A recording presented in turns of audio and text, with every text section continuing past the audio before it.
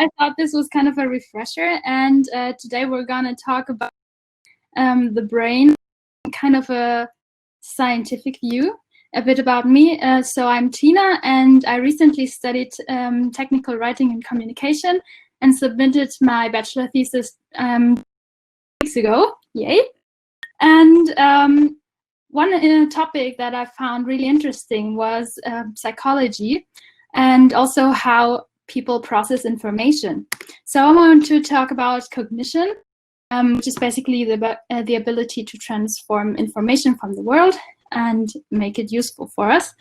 And it all starts with our senses. We have the auditive senses, then we have visual senses, but also haptics and smell. And this is called the sensory memory.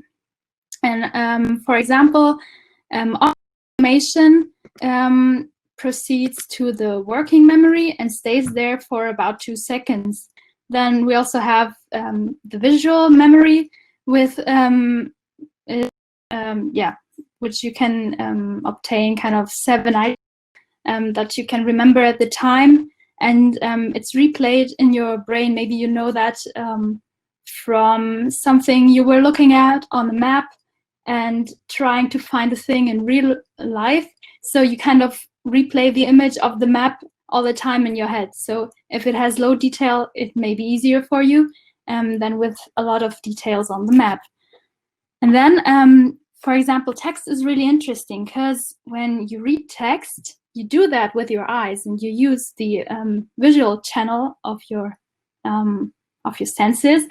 But you may have noticed that when you read text, that you kind of talk to yourself in your brain, which means you also engage the phonological senses. So that's pretty interesting. But for our goal as technical writers, it's to get knowledge that we have to different people use the thing. So basically, we want to get from the working memory to the long-term memory. And how do we do it? Using the mental models of our users. And the brain has 2 mechanisms of kind of saving information. The first is compiling things, which means that we do things over and over and over. Learning how to swim. You can't just simply swim after 1 try, or you'd be a genius. But yeah, you do it again and again. And for some things, also in tech, you have to look up things again and again, like learning Git, for example. And then so you go a different route, which is elaborating things, meaning you do provide context for your new information, which can kind of stick to the information that your reader has. And what does that mean now for technical communication and documentation? So basically, we want to use the road to the brain by, for example, writing short and concise. You know that, of course. But also, when creating lists, don't put more than 7 items in there. Lists are also great, as we heard yesterday, for SEO, for example. So that's also great for your readers to get to them fast. So, but please don't overwhelm them with like a huge list. Stick to around 7 items, or try to logically group bullet points if it's really a large horde of things you want to mention. And then also know your audience, as you saw that the one way to save information is by connecting the dots, kind of.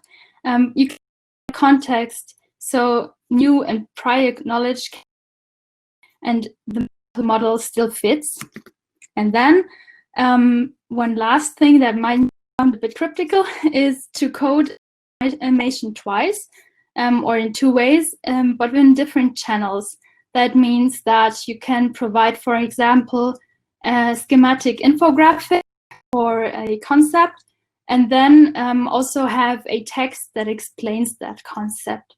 That means people have visual representation, and by reading the text, they also have an audio representation, and those 2 are complementary to each other.